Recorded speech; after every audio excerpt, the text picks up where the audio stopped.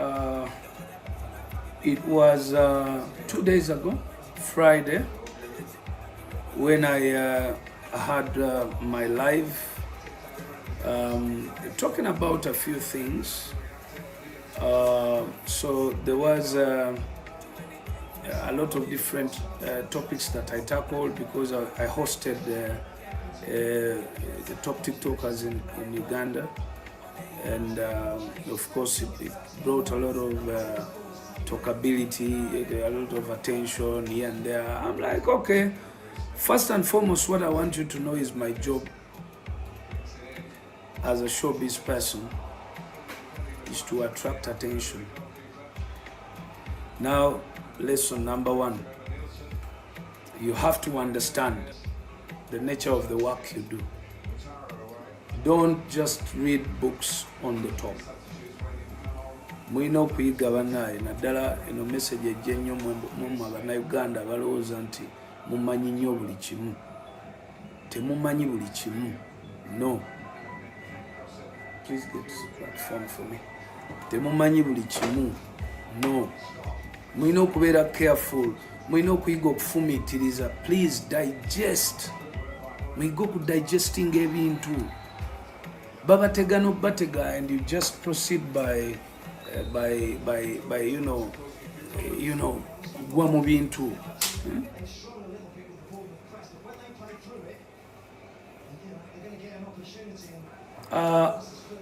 It was I spoke about I saw two.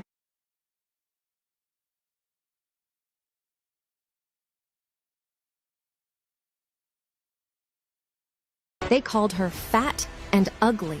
Her wedding day, her fiancé humiliated her. Issues. Of course, many people rotated about two issues. The two issues that I think were rotated about was one, I saw some people say that how can I support violence in the music industry when I said that ebyo ffenna twabikola twekuba twakola kino ne kino, but as long as it's constructive. That's number one. Then number two, nalabye and remember when you geranga bwe kiri ne bwe kiba kiruma ne bwe kiba kiki, but as long as it is that, I say it and I don't sugarcoat. Nze sigula buganzi.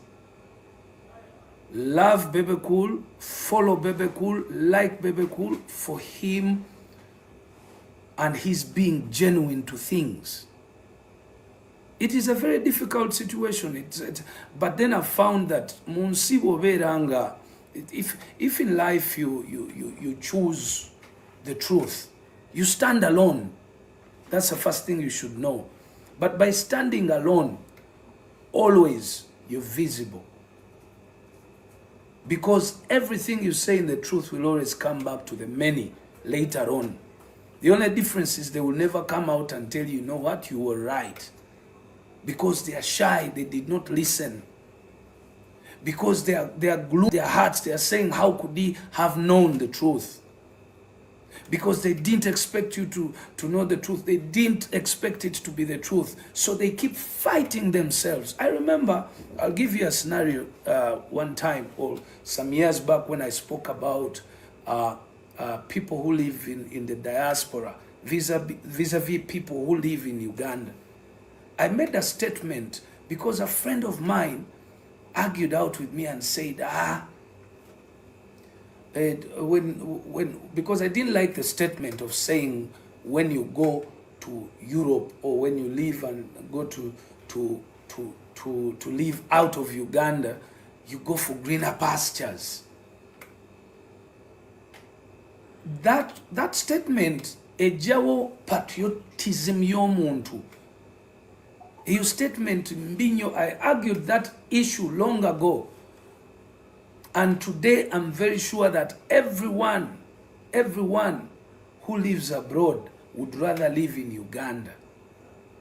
Abakyakiwakanira bebano obudde bujja kujja era bakyogere emitima gyabwe oba abakyakiganye bagamba bekwasa politics noweza sente zisinga kuze Uganda kubanga Uganda wali okola misana lukka naye ebweru okola emirundi ebiri emirimu ebiri naye Uganda wali okola guki gumu naye gwe n'ogamba nti ebweru ogaggawadde nnyo okoze sente nyingi okusinga bwali Uganda nga toganye okunyonyola abantu nti kati ebweru woli okola emirundi ebiri towumula kati njagala kunyonyolako ku bantu mwali mukirowoozezaako ekyo kubanga emisana bw'oba okola omulimu gumu ebulaaya mu America oba Bungereza akasente mukimanyi tekasobola kuwera mukimanyi mwenna baganda bange bamaama mwenna mumanyi sono neneebuzanze nga Moses obanga bebe neŋŋamba nti ebiseera ebyo wali okyali wano oba mwabali wano instead of okugamba nti mukola sente ntono bali bakola nyingi lwaki temubabuuza bakola emirimu emeka nammwe mugikole wano lwaki temukola emirimu ebiri wano nova mu office ku ssaawa 11 ey'olweggulo n'ogenda oggulawo saluuni yo ku ssaawa 2 ekiro. Let me ask you something. Ani yakugamba mbu saloon tezisobola kukola kiro? Now I am going to ask you genuine questions. Omuntu ayina saloon esala enviiri ez'abasajja, esala ebirevu, akola enviiri, asibe enviiri. Osobola okumbuulira nti no gwalina omulimu gwa Monday to Friday. Ogenda kuddira ennaku z'ebbiri z'olina okubeera n'abaana Saturday ne Sunday awaka, olina okwoza engoye, olina okulabirira ku mwami, olina okukola ebintu ebiri genuine awaka, oziteekemu ogenda mu saloon ku Saturday emisana ne Sunday emisana. So nga ate singa wabadde nga osobola walikoze schedule yo nga mu saloon olumala okomawo ku lesse ku Wednesday saa 11 n'ogyewaka n'otegeka abaana ne bali emmere n'obabika mu buliri ku ssaawa 3 ne bw'oba mukyala n'osituka n'ogenda mu saloon n'ovaayo saa 6 n'ojja ne weebaka n'okeera ku makya n'ogenda ku mulimu. Naye ku ssaawa omuntu agenze mu saloon ku ssaawa 3 oba 4 ez'ekiro, number 1 owa saloon aba akoze omulimu ogwokubiri kuba yakoze emisana kati azze ku y'ekiro akoze omulimu ogwokubiri. Number 2 obudde bwo bwo bumaneginze bulungi. Ekintu ekyo nakikayanira si saloon yokka, okwoza emmotoka.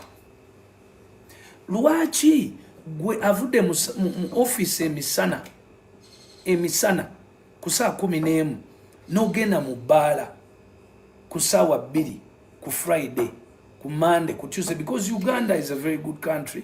Sijja kigaana kino nti no, we have two economies. We have a day economy and a night economy. Night economy ge mabaala. Eno Uganda yo yalema. Ratings muzikebere ku YouTube oba ku Google. Kakati bw'otunuulira nti n'amabaala gakola ekiro. Recently nali ngamba mukwano gwange London eyo nga mugamba bw'oba okomyewo lwaki totunda by'otunze wano n'okomawo Uganda n'ogula ki pick-up n'oteekako ki drum eky'amazzi, because Uganda okyasobola okufuna amazzi ag'obwereere ng'ogenze ku luzzi in a well. Tuyina enzizi nnyingi nnyo. Bw'obeera ne pick-up n'oteekamu liters ezimala okwoza emmotoka 10 ogendayo n'obala amafuta agavudde wano gagenda ekawempe ku luzzi n'ossaamu amafuta ekamokya ku luzzi manya amazzi n'osena amazzi n'ojjuza ekyo kitanka. Kaakati n'oyoza emmotoka zo emisana ng'ogenze ku offices, blocks za offices emisana, n'ogenda n'otuuka mu URA n'obagamba URA nsaba contract eyoza emmotoka z'abakozi nti kale URS esasula naye URA ng'ekitongole bwe kikukkiriza okuyingira parking lot yaabwe okwolezaawo emmotoka. Okay, gwe n'obanga ku mmotoka osobola okugamba wa URA nze nja cleaninganga wano ate amazzi sikozesa ne sabbuuni wange. Kakati then abakozi bo ne bamanyanga nti bwe naatuuka ku mulimu mpakinze emmotoka naagenda okuvaayo nga njoze. How many companies, how many office blocks do we have in Uganda? Hundreds and thousands. Kakati bw'omala okwoza ez'emisana n'olyoka otunuulira amabaala ekiro. Second route ogwo mulimu gwa kumeka gwa kubiri. Nogamba nti ngenda kubookinga 5 bars oba 10 bars. Kale katugaye 5 bars. You book 5 bars, nogenda ku mezo, nogenda ku pia, nokola contract nabo nti ekiro nja kujjanga n'ekitala kyange n'amazzi gange. All I want is to talk to customers who are parking. Parking abe mubuuza nti mwoleze nakkiriza nze njagalayo omutwalo gumu. Amazzi wafunye gabwerere, sabuni ogenda kozesanga wa 12. Omwana ayoza ogenda muwa 13. Ku mutwalo osigazaako 5. 5 ezo ne boyoze emmotoka 20 kuobeera n'abaana 2 pipe 2 eziva ku kigundi ekyo. Kati gwe kyokolo wapi omugamba emmotoka gye ngenda okwoza gwe noteekawo akantu n'ojja emisana n'ozimbawo akantu amazzi we gayita ne gakulukuta ne gagenda muki. Naye olaba washing bay zonna zibeera nzigale ekiro. Saluuni oluwera saa 12 ng'abantu baggalawo emu. Oyo yennyini oluggalawo yagamba sente teziwera. Kakati in comparison ku muntu akolera ebweru, abantu abakola ebweru banaika mbabuulire, abantu abakola ebweru bakola emirundi 2 kwe kuweze sente. Tebakulimanga nti wali akola omulimu ogumu ne ziwera, tebakikulimba. So I think mulina okwewa okufumitirizanga when you're reasoning out things. Kati ezo mbawadde buwi how Bebekul comes up to think about certain things. Tebijja buzifa. So back to one of the topics zenabadde njogerako ezokumanya when I said I know the DJs, I know the owners of the radio stations and TV stations, I know everyone. Now, what was I saying to the young artists here? The content was Banjite, what were you supposed to get from my conversation? Nolyokolaba obuyenje ne busituka ne kavaayo simanya agambye bwe batyo system bweri balemesa. Temuddira bunafu bw'abayimbi kubushuga kotinga ko mbu Bebekul babalemesa, mbu the big 3 babalemesa. Nga nesaawe no big 3 tukyakola night and day. Nessa, when the same people you call the big 3 are still working night and day. Mbu system. Abayimbi, let no one ever lie to you. Mbu wali was system. Your imagination of failures, and this is the type of failures. These are the things that we used to tell, and these are the things I used to tell you every single day. Stop doing drugs. Stop wasting your time pretending like you're doing something, yet you're surely knowing it's not productive. Buli muntu yenna azze ku internet kuno, every Ugandan artist or failed artist who has failed has been related to drugs. You write down the names. Write down the names and see if those people were not concentrated on music and drugs. I saw the so-called artist you were talking about, you blogger who was talking about my statement of saying that I can fail artists. Indeed, the comparison was better than getting a fight, a physical fight with an artist. I would rather use my connections to fight that artist. Because this is a race. This was done to me. This is done worldwide by record companies. Record companies, when one is releasing the one artist, the other is releasing another, they will find the best ways of how they can stop the other one from getting to the finish line fast. Let AI help kickstart your online business and do the work for you with the absolute. Temwefula abantu ntino temumanyi exactly what I meant. Don't misguide young people.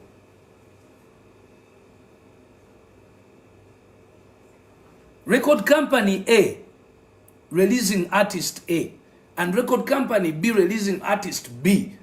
Buli omu ayagala oweya abasooka. Bonna bagenda ku radio yemu.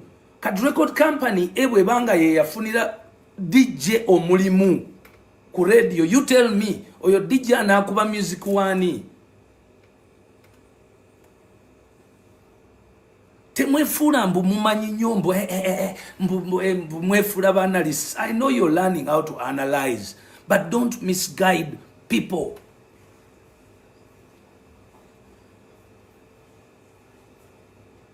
Bino ebintu biri real in reality. When I started my music, let me tell you something.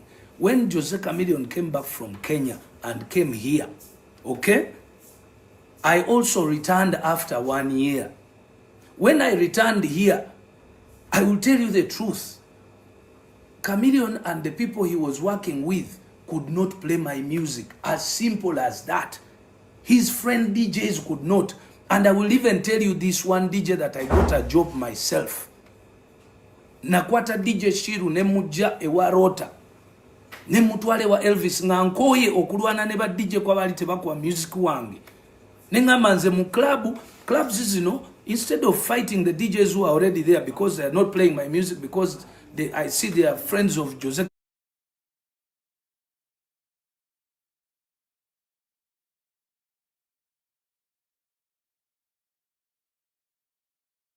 Chameleone. Instead, let me be friends with the owners of the clubs, and I ask my friends, those owners of the clubs, to employ my DJs there. So when I took my DJs in there, then some of my music started to play in there.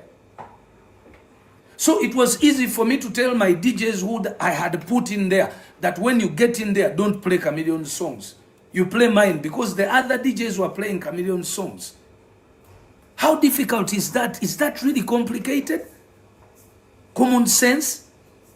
Of course, Chameleone also was fighting to be the greatest. So he was telling his DJs not to play Bebe Cool's music. It is normal. This industry is not a church where tugabana kagati or ateke akagati. No! Life is a jungle.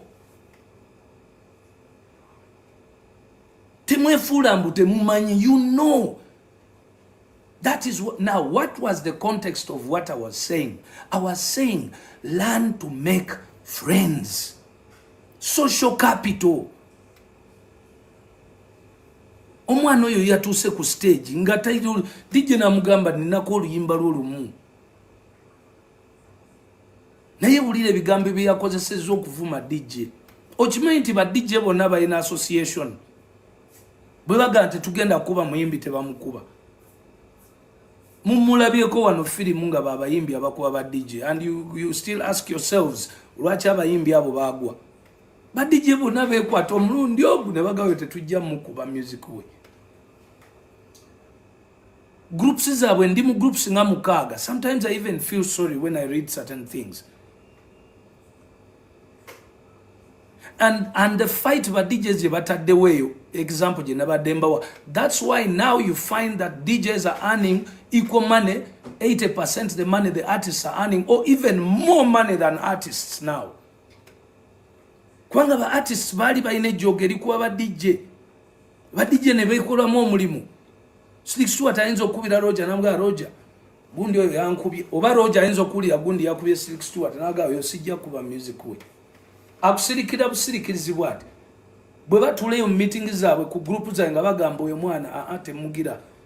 But then again, let me tell you this. Do you know that the DJs, the same DJs, Roger ayinza okuba ne artist omu n'agamba ba DJ yonna ono artist wange please push for me.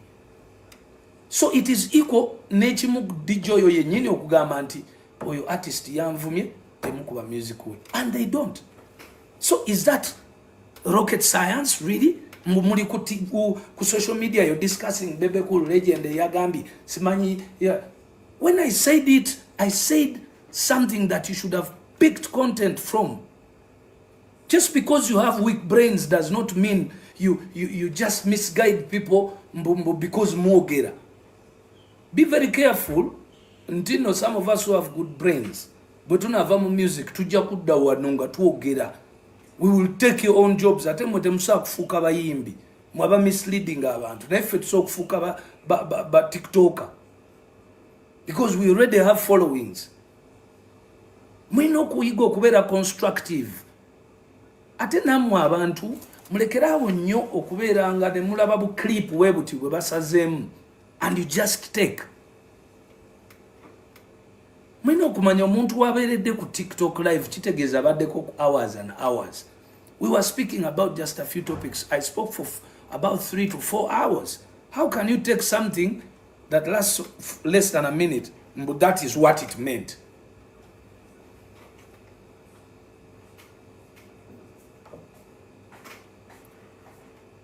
So, music industry, si kanisa, it is a very competitive platform with so many people needing to earn a living. Chogamba go muyimbi atuddawa mpuliriza balaba ogenda kubeera olaba omuyimbi oli omulala nga akuyitako gosirike nga tolina kyokolawo omukubira engalo mbu agenze wakabi nnyo ye agenze.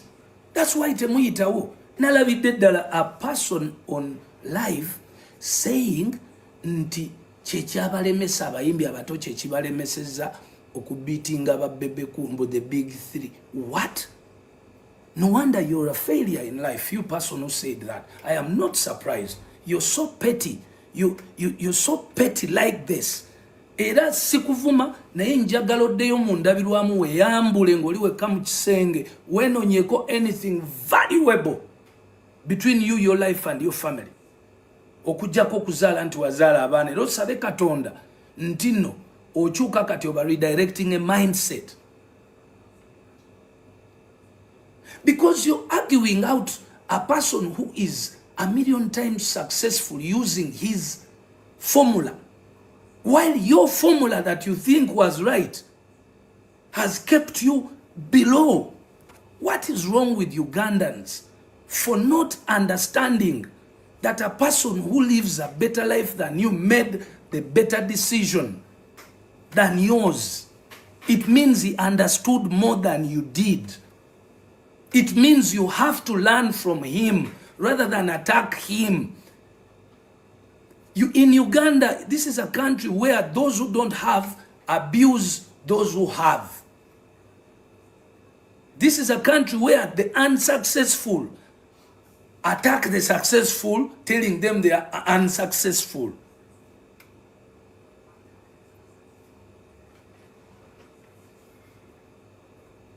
This is so wrong.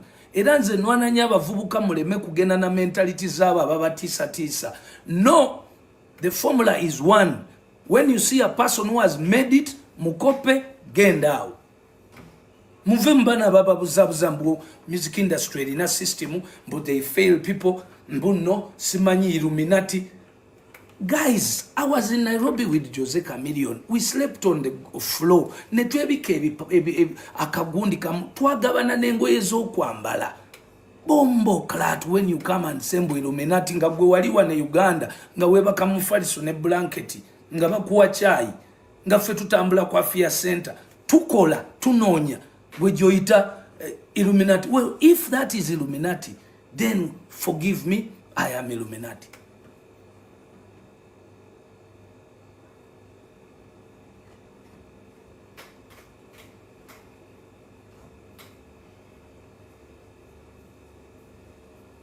Mori, very strange, but you see, because I love my country so much, I will not cease.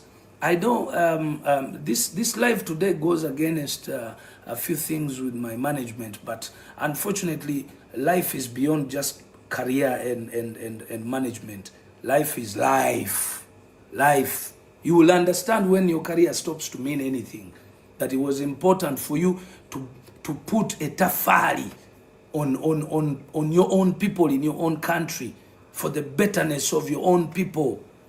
If you have information in the head, you should share it at the right time. This is one of the youngest countries where people, these young people need to hear these things. You must not shy away from amazima. Nebwegabagaluma, you say it. Uganda is the country a single kubera ne opportunities.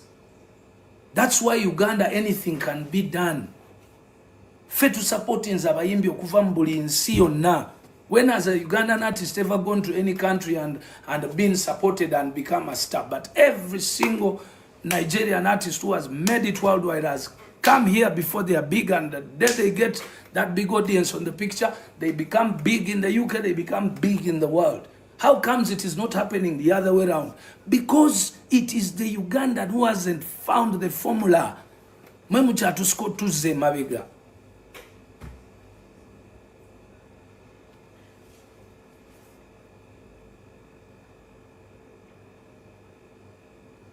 Olwokuba otudde UK mu kasenge mbonaawe ena analysis gyowa ku Uganda ku Bebe Cool.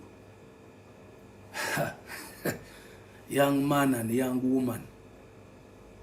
Eno ensi kumwe etandika butandisi kubanga nkusuubiza. Naka akatebe k'otuddeko ako bw'otakakozese nga brand nga atunda brand, it's not paying. Otherwise manyi woosula ne byokola ne bwohasu ne bwosafaringa ne famire yo nga bwe muli. Sirina kyenkwegombako era sisuubira muvubuka yenna kumugamba nti yegombe abavubuka abo ababiri oba abasatu abasiba ku TikTok nga bababuzaabuza mbu their lives are better. No. It's because you always keep misguiding people, because you have misguided mindsets. Mwe mukyala be Bungereza na America ng'ebitalo, oh my God, nonya visa. I respect everyone who went to Europe and America to work. Okola kasente ka katono okomyewo. But I disrespect everyone whose mindset is out there to make a Ugandan think it is important okuva wano okugenda eri mbabali eri be bakabi. How many people have been on social media here nga babagamba bannange Mukama yanyambye nasonze yebe nakozeza nenkoma waliwo mwami wane yazimba mall bamita Bakalwa eri Haji Bakalwa eri Rudawa Kisasi. Yes, he gives you a good story about what exactly is. See Haji Bakalwa eka so many people in the beginning those days it was okay because abazungu bali tebananyweza nnyo nati ng'osobola okukola esente zo ne zibeera valuable n'ozimba wano ate ne wana Uganda ebiseera ebyo amataka nga bya sente ntono ebintu ebyokukozesa okuzimba amayumba nga bya sente ntono. You could, but now the world is different. Today bw'otunuulira Abamerika bennyini abazungu bagamba bannange Africa is better than America. Uganda is better than UK, US. It is better. Naye gojja gamba nti ojja kumbuza ng'oyagala kuleeta mwana eno kusamba mupiira. That is the petty thinking. Of course n'omuzungu bwe yajja wano yajja kubba nange njala kujjayo nzibeyo kyenzibye enkizze. Naye naawe bw'oba ogendayo kubbayo kyobbye ozze eno. Not because nti yewasinga naye waliwo ekyokubbayo. Just like always the president says, even a fool can survive in Uganda. How do you tell me that's not the best place? Today, President Traore mulaba kyalike Burkina Faso. Alwana na mindset z'abantu kwekyo ekintu. Third most selling gold country. Yakusatu mu production ya gold ANC. Augmenting over Burkina Faso to go to America for greener pastures? Really?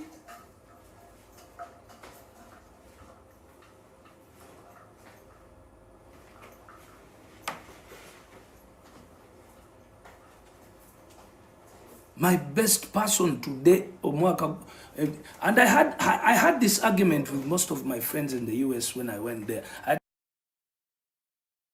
Because now the world is open. The worst weapon that has been created ever in this world is called TikTok.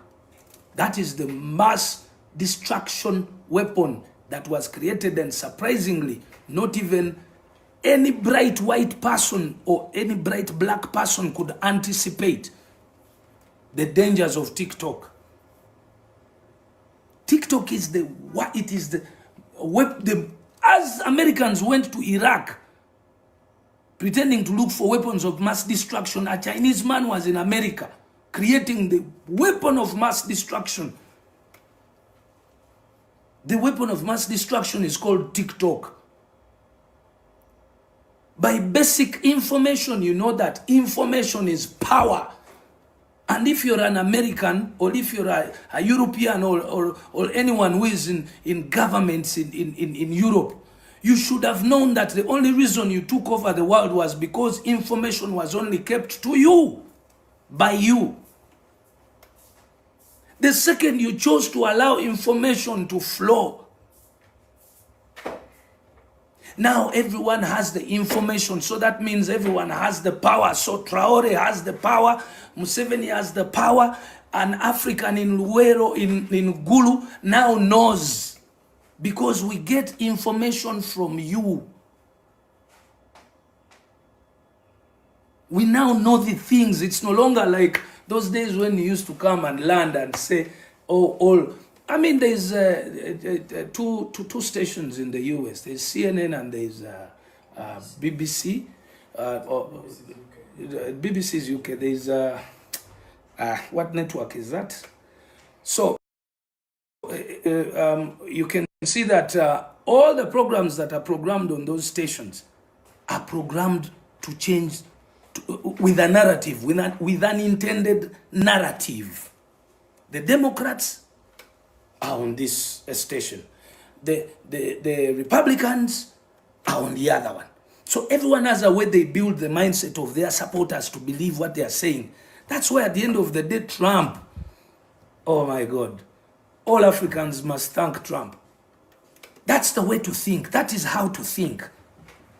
I remember when he said that statement and said that it was Putin, President Putin, who said Africans live in they live in a graveyard. He commented something to do with a graveyard, but what he meant was actually very positive for us to think about. The same way Trump is helping us to think. Close the funding so that I can look around myself and look for money within myself. That means you're helping me. How much funding has been stopped in Uganda? How many people have died, surely? Bobi Wine has been shouting every now and then. So many projects successfully have been closed in Uganda. People don't have jobs. Remember, from the fact that there were less jobs, the man kept on walking up and down saying they'll stop funding Uganda, and now more don't have jobs. But then guess what? When Trump stops the funding, we are now more serious on the corruption, looking for the best ways to curb corruption, looking for the best ways to look for money within ourselves so that we can be self-dependent.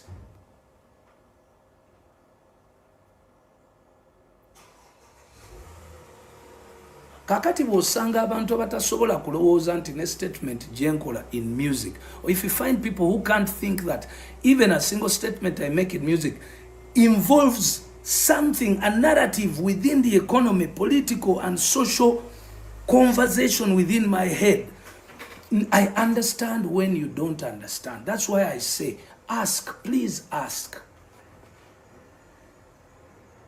Don't just say things.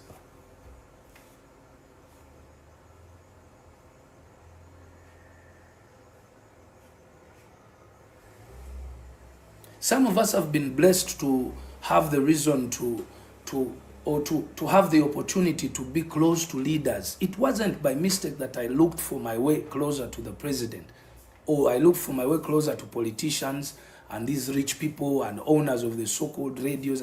I needed to understand the perspective of ownership of those properties, the perspective of sitting in those offices, the perspective of power, the perspective of finances, being rich. I needed to understand those things and relate to myself.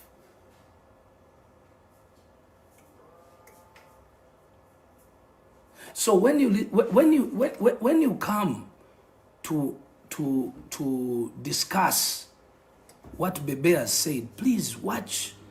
I expect the good thing is abantu abasinga okubeera important. Okay, abantu benali tutemu ensa abakola analysis, they hadn't said anything because I know they watched the whole 3 hours. They did watch the whole 3 hours, so they knew the context. in which I said the statement I did. But only these ones who want to impress, or we are opposition. Even if you do a good song we don't like, even if something good happens we don't appreciate. We already know your opposition and we don't care. We will only do one thing: make a good life for you so that you can stay alive, live well. After all, half of the opposition people here in Abalim Parliament, they are as rich as no man's business. I only feel sorry, and that's why I support Museveni, because Museveni cares about the poor person in the opposition, because he knows that that person has been misled. Here you are following a guy who definitely, you see him kneeling down in Bazungu, yet the narrative on Africa today is patriotism. Oh my goodness. And you even say, abadde Bazungu, and nemukuba n'engalo. Really? Nga temulaba Africa yonna egoba Bazungu. Kyokka muli mabega wakali. The likes of Nambos, the pretenders, just because they look for office. So, and this issue eri politika eno, eyo yo njagala nnyo, because it is serving people two-way. Ebyo bintu bya politics ebyo biri mba serving a two-way, and I'm happy that things are happening that way. He'll need this and Namecheap, because he wants a domain that'll really take off. The perfect web. Nemumalamu abantu abamagezi ekitiibwa. Kati bulaba eri wali olutalo. Nambooze byayogedde bya kisiru nnyo. It is the most stupid thing. Lwaki temwazze ku ebyo ne correctinga Nambooze? Muli ku Bebekulu. Olwokubanga mwagala okubika ensobi za Nambooze. You started that topic because Nambooze had done the most stupid. Bobi Wine and Nambooze this week have said the most stupid two statements. How do you attack? How do you come and say nti Abaganda abawakyawagira Museveni muli basiru nnyo? Obuwagizi bw'omukulembeze wa Uganda buva ku Baganda oba buva ku Bannayuganda? Why is your topic always about Baganda? Can't you have common sense and see nti nekyo kikukyaya tribes endala? For us, of course, tukube engalo naye ate kinuma nnyo. Kati njagala nnyo ku exposing exactly what nali ngamba nti no Bobi Wine omutwe gwo munafu nnyo. At least emyaka gy'omaze mu politics today, wali badde oyina ky'oyizeeko. Museveni bw'aba kuba akalulu, wali badde oyiga akubira wa? You have to learn from the best. Bulijjo nange nenoonyamu ekintu ekigambo waayo oba kasajja nkawalana lwa music. No, naye n'obwongo obukalu nabo butukooya. That's why we are still stuck with the NRM. Gwe notamanya nti obukulembeze is not about Baganda. Otukyayisiza abantu bonna. Oyagala okuleeta tribalism eddemu abantu batandika okubanga batulabanga Abaganda. Tugenda kwesigala nji tukyuke basobola okulaba nti tuli Baganda, ennyindo tuzisale ngoma zo tukyayisa. Can't you just learn that leadership is about every tribe, not one? Then nizileta Nambooze embo fe tusobola okufuna obululu Buganda ezi region endala ne tubagaana okulonda. Really? And you are a human being in Uganda here? Ye mwe abatudde mu bantu baffe wano mbu mukulembeza.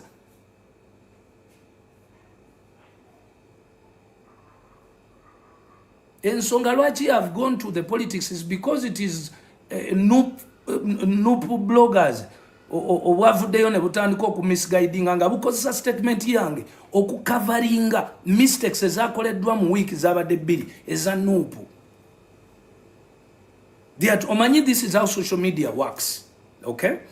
Omuntu bw'akola ensobi abeera asaba Katonda wajjewo topic emubika.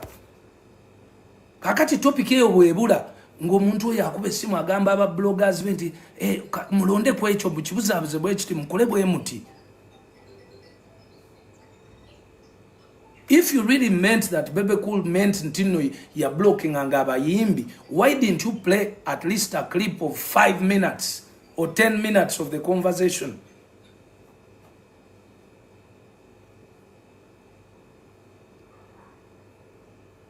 You have lost it completely, you young people, you old people who are pretending mwe mubulirira abana abantu.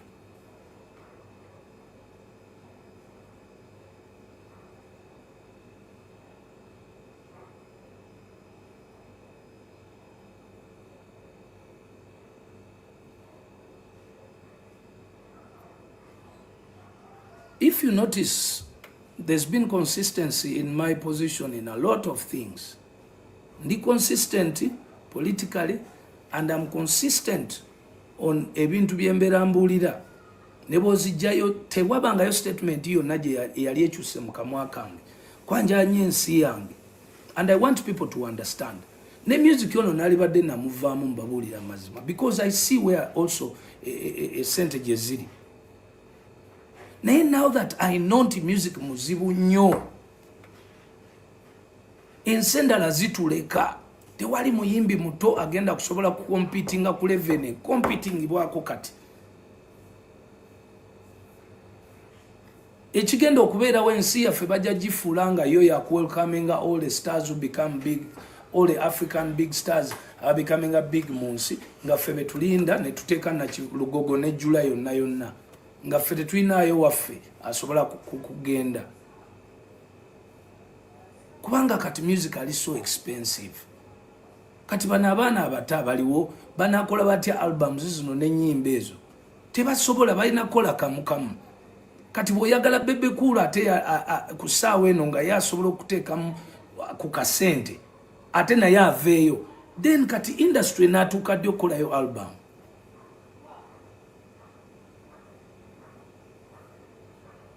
Mweke nyini abana Uganda mwe mubeeraawo, Wizkid ana album, Davido yatadde album, abana Uganda muliko ki? Ne mujerega epasi yakola ka album ke mu ddiiro lye biki and you tewalina luyimba luzanya.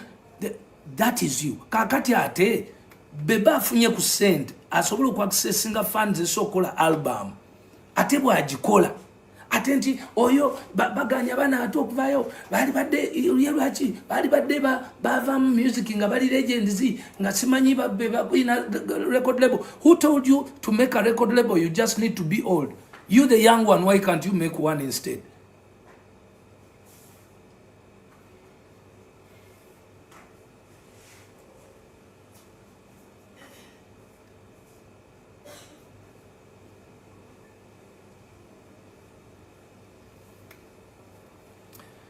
It is very, very, very important for you mwino okufumitiriza, mwino okuyiga okufumitiriza. Bwe mutafumitirizenga temujja kutegeeranga kiki lwaki abantu bakola ebintu bye bakola ki bye bakola.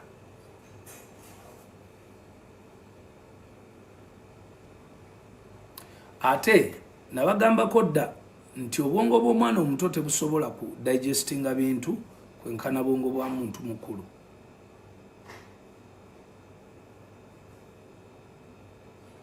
Omuntu omukulu bw'ayogera byayogera tebabisuula mu guluka. Kivula nabakubira kabakamwako.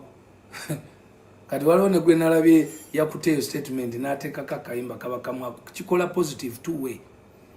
Akamwako kaso kubanga kogera ebintu naye nga abantu tebabitegeera.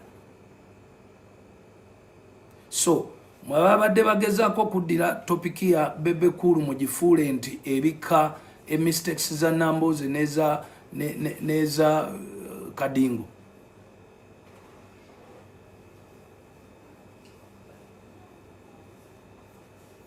Sebo temujja kugubika waawo. Ate kumanya temujja kubikawo. Ekirungi nalabye ne kana akavubuka ke South Africa kakisekanga era today actually wembadde ndaba nenga actually ndoza mulimu ko ku bantu abagezaako okutegeera common sense nga bayina bamanyi okufumitiriza. Kakiseka nkalabye kabyogera. That's where you should point. Actually nebajjo leero mulabye. Omanye yo mvuka tategeera naye ate naye leero alina amagezi. Eyo gye mulina okuti muli mu nsobi. Temuddira byaffe ebintu ebiguiding abaana. Why in this world would amaanyi genina sisobola gatuuzaako muntu? sisobola ekyo mu kufa kwange Allah ankole kyayagala sisobola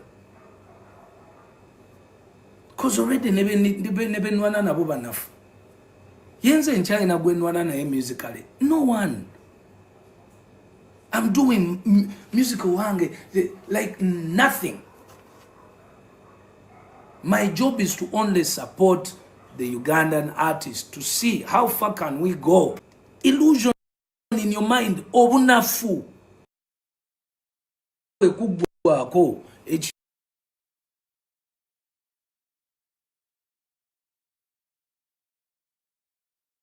kibeerawo kibeera nti oba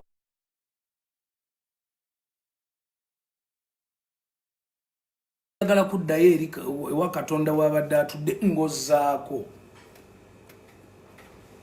I don't want to put names on this, but I destroy their careers and their... Instead of listening to these things that I keep dropping one by one, hey guys, make friends. How many today, if I may ask you young people, why do you think when Jeff promotes an artist, if that artist leaves Jeff, it's very difficult for them to make it?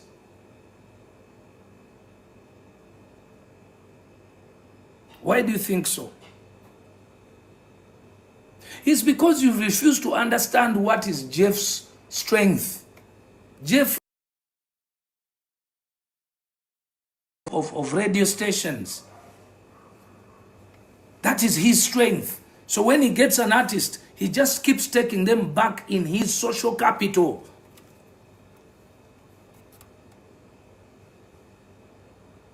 When he goes back to his social capital, when he has a new artist, he will tell his friends that stop playing the old artist. I'm no longer working with it. That's why when you leave Swangs Avenue has a budget that only pays for artists in there. I've left Swangs Avenue because those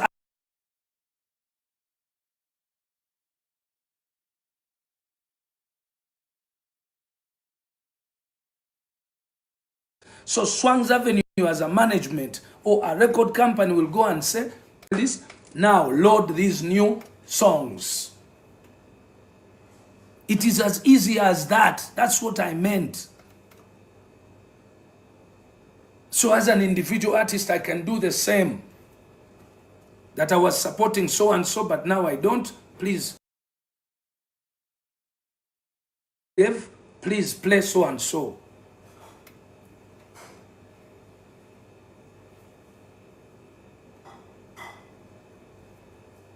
So I want you artists to take this as business, not as fun, not as a favor, not as... We are not in church, guys, because you're wasting a lot of time. It should not be time wasted. It should be time invested. It's a business. The music industry is a business. How is business done? Ask yourselves. That's why these guys that we're trying to compete with, of course, recently when I did my interview with Adesope in the UK, I was so hurt by just the things he told me, and he was right. The Ugandan artists started to go to the UK, to London, as much as the Nigerian artists were going there. Actually, I can guarantee you that there is no Nigerian who had a club. The clubs were owned by Ugandans. One of ours was Charlie Lubega, who owned...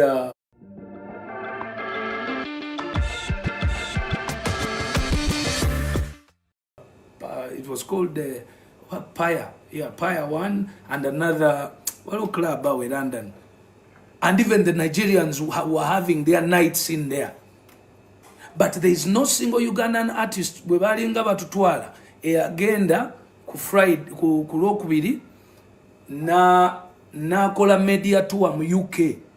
No, bwe batutwalanga ku Lwokubiri n'otuuka ku Lwokubiri olw'eggulo ne bakutwala mu ddiiro ly'omuntu ne bakwalira ne weebakaawo ne bakukima ne bakutwala okulya emmere olw'eggulo mu ka restaurant k'Abannayuganda. Jjukira ogenze kuyimbira Bannayuganda naye ne bakutwala mu restaurant y'Abannayuganda ate ne bakomyawo ne bakuteeka mu ddiiro ne weebakaawo. no tuuka Wednesday, Thursday, Friday, no performing ku Saturday shame. Ate olumala okuperforminga nga tiketi yo olinya ku Sunday n'okomawo Uganda.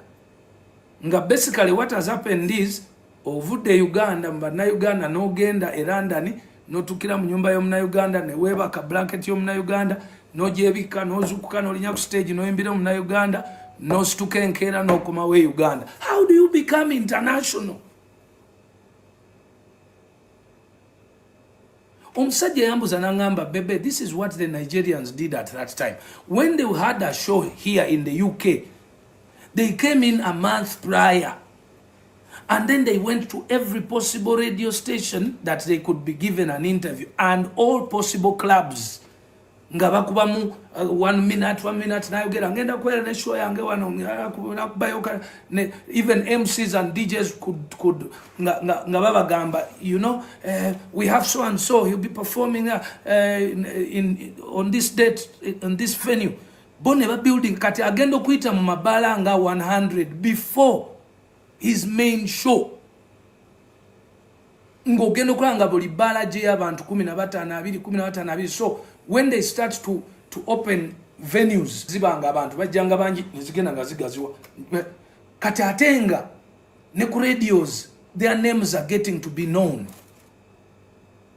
So that's how the Nigerians became big in the UK while Ugandans stayed within Ugandans, and even the Ugandans that we had in the UK started pounding us back to Uganda.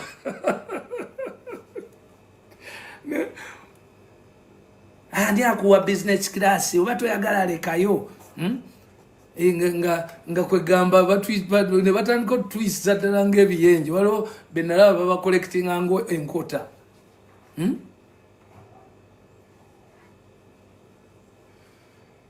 We should have gone to the UK. If you have a show there, go 1 month prior. Promote your music in different clubs, in different Nigerian restaurants and bars. Move here and there. Do a few clips here and there. Spend some time there. Nigerians spend 2 to 3 months when they are there. I did not manage to do that because I should have done it. At that time, I didn't have a family. Right now, I can't stay away from my family for 3 months. Maybe I can 2 weeks, 3 weeks. And that means possibly nyinzo kwanga mbadi n'okutambula n'omukyala. But gwachali omu atanaba kuzimba family. Those are the things you should be doing. For 4 years bw'okikolera emyaka ena, there is no way abayimbi beeyo abali ku ground bwe bataakumanye. There is no way 1 or 2 or 3 radio stations that are big won't pick you up. There is no way those DJs won't pick you up. So wetubanga tubadde tuina conversation nga totegeera bintu bino, please temwefula nti ate mbadde mbasirikiriddemu mmwe. Mbadde mbasirikiriddemu naye ndaka ngenda kuulayo enjala. Era naddala those who want to criticize musically, please wait on the 30th and pick on that album and critically listen to it. Kati mujiwulirize kifuba so that mutegera omusajja ono ddala ddala byayogera Yesu dia oba mujiwulirize. Ate bw'oba totegedde era nja kutambula, I will do a media tour even if it means 1 year and a half. But I promise you within 1 year and a half or 2 years you'll understand why Bebe did what he did.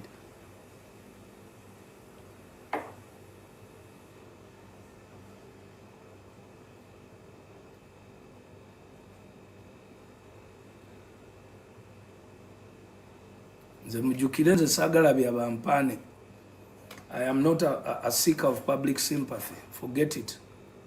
I am a fact seeker. And I feed on facts, however painful they are. I'm a strong African.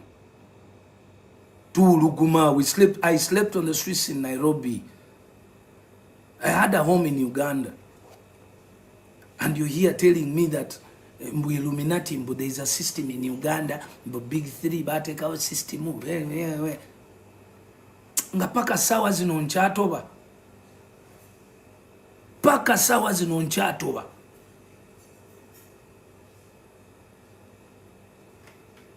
Saagala kwasa byama. Nina bingi nnyo bye mmanyi nze myaka gino gyonna gye tubaddewo.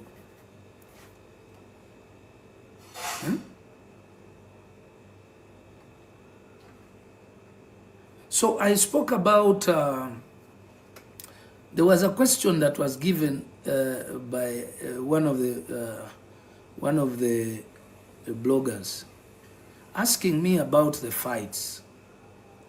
And I told her, or I said, the fights, as long as they are verbal, not physical, it's okay. But remember, this topic came from the fact of the corporate companies. You are going to get support or sponsorship from corporate companies. You must understand the dynamics of the corporate companies. That's why I'm saying you must take the music industry as a business, not as fun, not as looking for like a hit song or two. Because the reason that you're not getting money is because you're not taking it as a business. If you take it as a business, then you must know the do's and don'ts of businesses. And those are standard.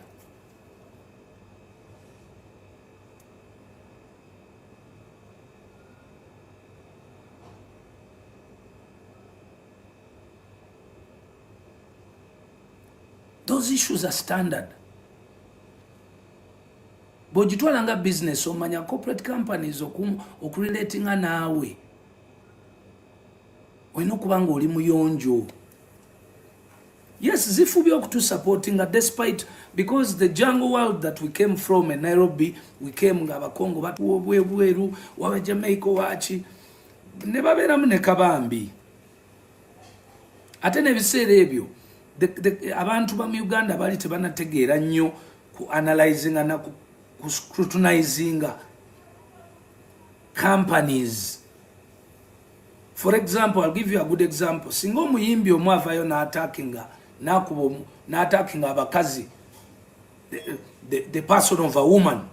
Gojo chigeze kongo oli muyimbi. Or attacking the person of a woman. Attacking a woman physically is different. It's also very dangerous. But attacking the person of a woman, okuyisa amwa abakazi amaso, olabo nafunayo any company iliku supporting. Ane mwepanga. You don't want to learn. Gochigezangako. These companies have codes. So what I meant was, you can do the fights, but the fights are verbal. Oba nchogera mu Luzungu, kanchogere mu Luganda. Ndoza nantegeera bulungi. Kwanga bambadde ndoza nchogera mu Luzungu. Mu Luganda nategeezezza nti okulwanagana kulyokenga kwa bigambo. Nti okuli physical si kutuufu. Okuli physical mujja kufa. Ebintu byakyuka n'abagambe nti kyovola banze nagenda okulanga okuli physical okwewala n'enkola board n'enjiteekako n'embeera ne bakobula. Kakati ng'omuyimbi oyo eyansumbuwanga okwagala okuleeta physical yagenda okulanga ye mutono nnyo n'atandika okutya ng'alengera wali bagayi babeera bajjudde zi board abagayi n'abalumba ntya n'abipowa ebyokulwana physical n'agenda mu palapase n'agenda n'alwanisa ba DJ ng'agira ba DJ baleme kuba nyimba baleme kumpa microphones mu clubs era nzo okuyimba mu governor kyali nga kizibu nnyo okuyimba mu box ya governor edda twai nga okubeera wakabigo ino okuyimba olina okufuna omukisa n'ofuna instrumento mu time saa 8 ekiro ne bakukiriza okuyingira mu DJ box n'oyimba. Naye kati ngenda kikugamba nti omuyimbi oyo ya closing aba DJ nga sirina wempita kuyingira kajjako. Oli wano mbuulira mbo system. Eyo gyoyita system kumbe musajja watu yali yerwanako ne memuyitako. You have to understand you play your best game. Nchiddamu kibagambe ekyo temugenda kigaana temugenda kijjawo bwe kiri.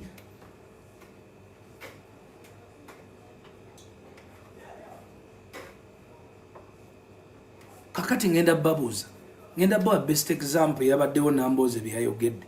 nti mwe mulondere wane Kampala Buganda mulondere mu Buganda naye mulemese regions endala abantu okugenda okuteekayo akalulu ekyo teki interpreting exactly kyenadde nkugamba aba music omuntu kyasobola okukola ekifo ky'okulwana.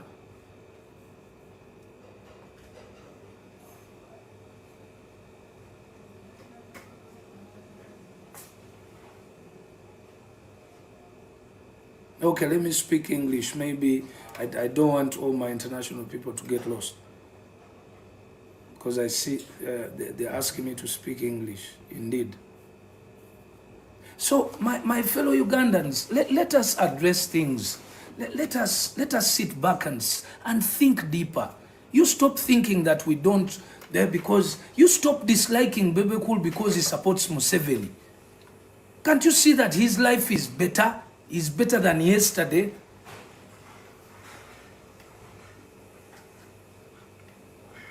Dislike Bebe Cool if it's dangerous to your life or to Uganda. You who is even saying that Bebe Cool because you hate Bebe Cool or you don't like Bebe Cool because he supports Museveni, how much good have you done for the people of Uganda? How much good have you done?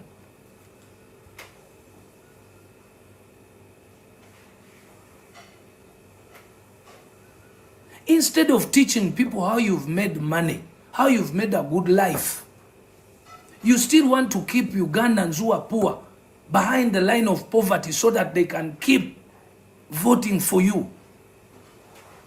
Because a person who gets money does not waste a lot of time in this nonsense. I remember the first time when I had this conversation with the president. I had a very deep conversation with the president in Rwachitura. But before my meeting, there was a meeting with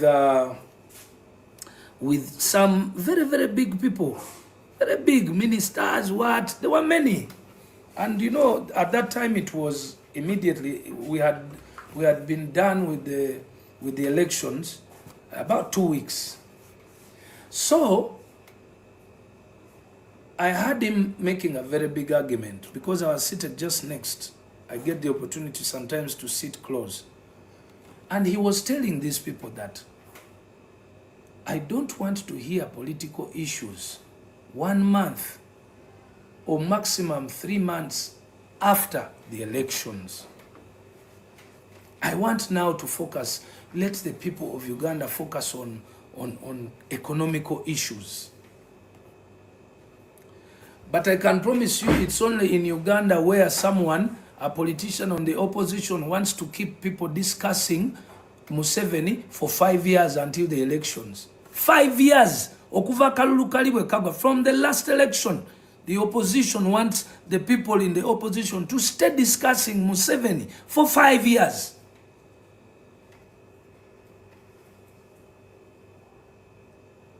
I have not seen them on agricultural projects, taking them back to the constituencies. No, because they tell their people that those are government projects, you reject them. I have not seen them teaching people, the people on the opposition being taught PDM. No, because they don't want to get that little money to help their homes, because the credit will then go to the present government. They want to keep you in the behind the poverty line so that that vote is not misunderstood, so that the member of parliament stays in parliament for his job and his salary. Kino ngenda chidda mu Luganda kuba kijja kunuma. I have to speak this one in Luganda. Naliko Rwachitura nga tumaze akalulu. President nga meetinga waliwo abantu abanene bali ba ministers ba MPs bichi. Nenange nali nzo mulaba. Nentula kumpi nemuulira nga abagamba nti saagala kuwulira kintu kyonna kikwatagana na politics. Omwezi gumu 2-3 oluvannyuma lw'akalulu. Njagala kati emboozi efuuke sente kukola kuyigiriza abantu kino ne kiri.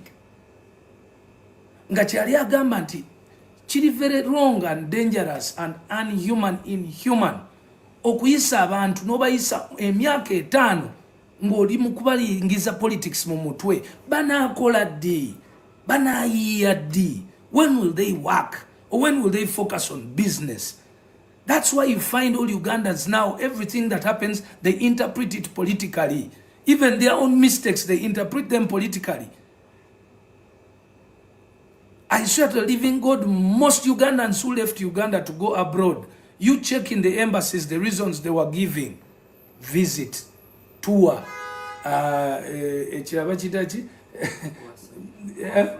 conference.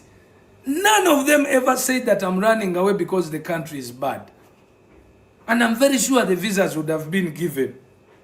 Buli muntu ababawoza mbuno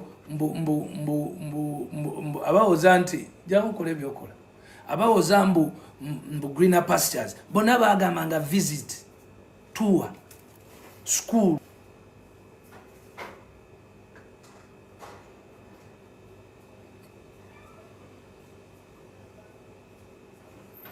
Naye mazima gwe nobeera Namboze gwe nobeera ono naddala ono Semujunganda mirundi emeka gy'ogenze mu constituency yo n'otwalayo PDM program ng'ate ddala PDM omanyi nti esobola okuyambako bw'oba katugambo mu constituency yo n'abantu 10,000 ne bwe yaliyambyeko abantu 5,000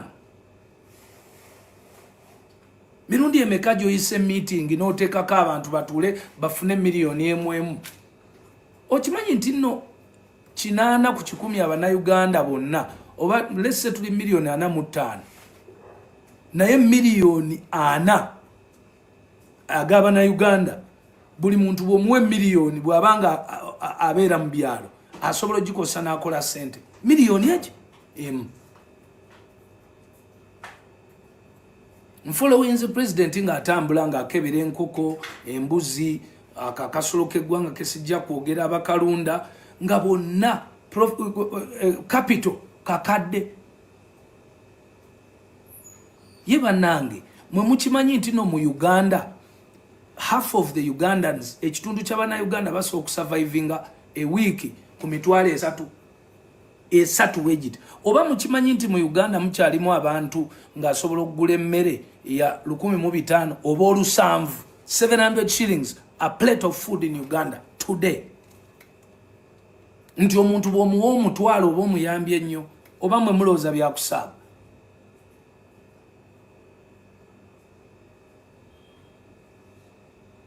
Omuntu asobola okulivinga week number ku mitwalo 3 kitegeeze miliyoni n'agikwatako emu bweti asobola okubaako ne byalo obusulusulu bwalundawo oba n'alima ennimiro ye n'ateekamu ebintu ebiwera ate jjukira n'endokwa zigabibwa bwereere nti nno bw'aba afunye endokwa ez'obwereere then n'afuna n'akakadde ka PDM oba bw'aba afunye enkoko obukoko buno bwe bagaba ku ssaza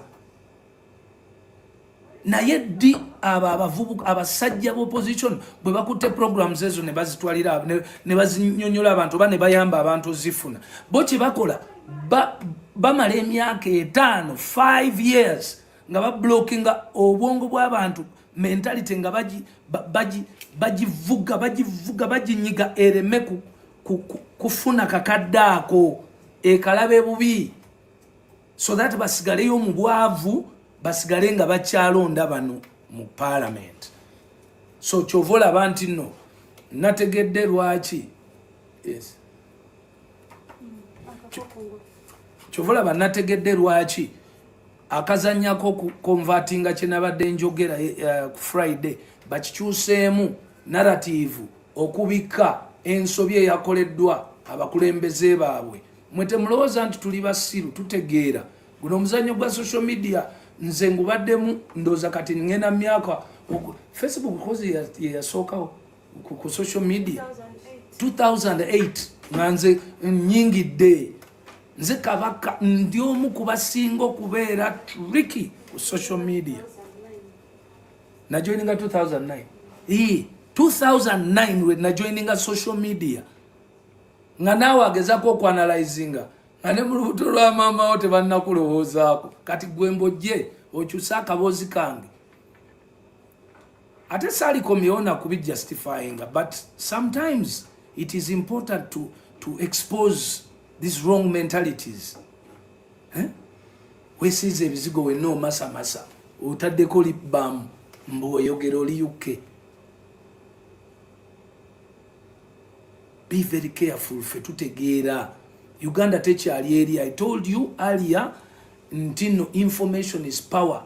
The biggest weapon of mass destruction that has ever been created invisibly is TikTok. Nti information kasita yatandika okutambula mu bantu, abantu bategeera beerowooleza. Mugezeeko kati okufumiitiriza nga mwogera ebintu. Kyova olaba kati abantu abamu abatandise okufuna big numbers be bantu aboogera facts ezisobola okubeera justified. Ate era kano kankabasuulirewo mu ababeerabeera kuno nga mukola obuntu muwaayira mbulwokuba munoonya likes nebiki. Ako kaseera buseera abantu bagenda basengeka bagamba no made it beyond the world is made it beyond the world is you can say what you want. No.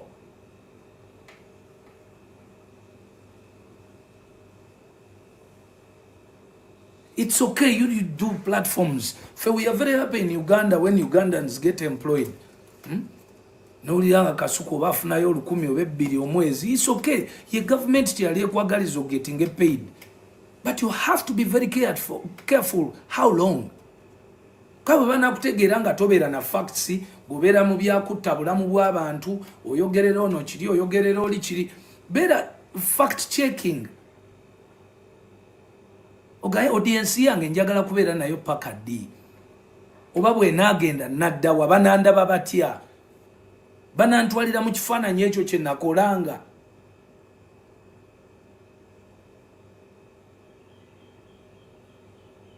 N'emirimu gino gye tukola mumanye nti gina effect at the end of the day. Ate buli mabega w'omuntu wajjayo omulala. Mutemulowooza nti no, only the artists are the ones being replaced by the new generation. No, even media gets replaced by new generation. I wish I could show you the old media personalities. You would run away. You wouldn't even want to look at them. I wish I can show you the old rally drivers. You'd run away because they are new ones now. I wish I could show you the old TV presenters. You'd run away. They don't have TV stations. Yet you would have. I only give credit to some of you people who have managed to accept, let me leave TV or radio, I make my page. Still credit goes to all of you, the Jenkins, the Kasukus. Kwa walimu kutandika mwali mutiribiramuko. Naye ate era nalabye muddayo ku TV. Because akasente mutandise okulaba tekawera bulungi. The reality will keep pushing you into places. You must do things nga mwekenneenya mufumiitirize olugendo kubanga olugendo si lwangu. Si lugenda kuba lwangu.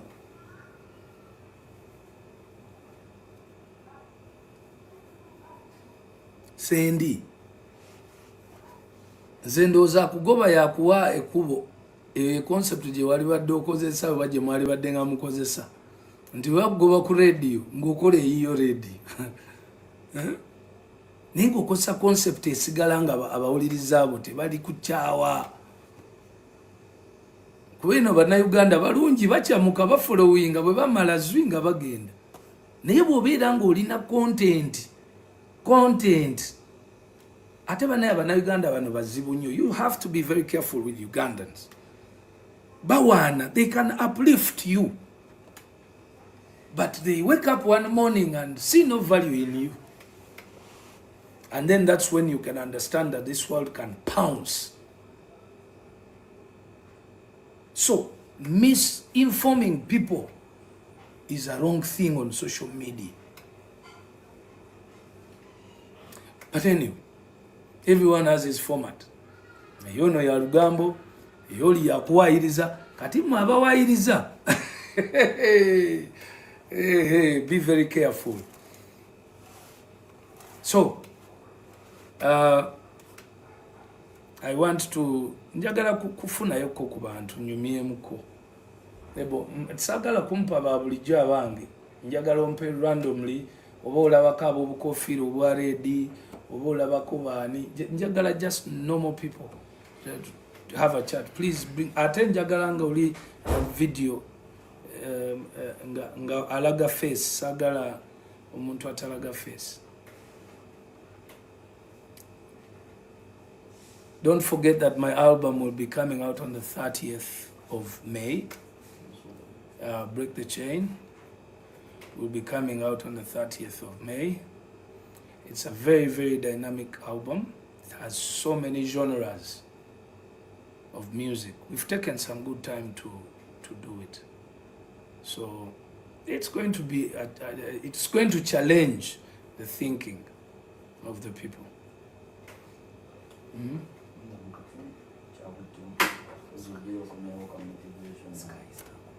Hmm? Sky Soldier. Huh? Oh yeah, yeah. And definitely those who have taken some time without my fans of Amaze Banga. If you haven't watched me, I'll be performing at Sky's Hotel on the 1st of May, live. It's gonna be a very, very beautiful experience. Oh God. It's been a while since I last went live, and now I'm gearing up. The beautiful 2 songs that we've released on the album even sound way more beautiful on live. Yes, Mbagala Muje, it's 100,000. Yes.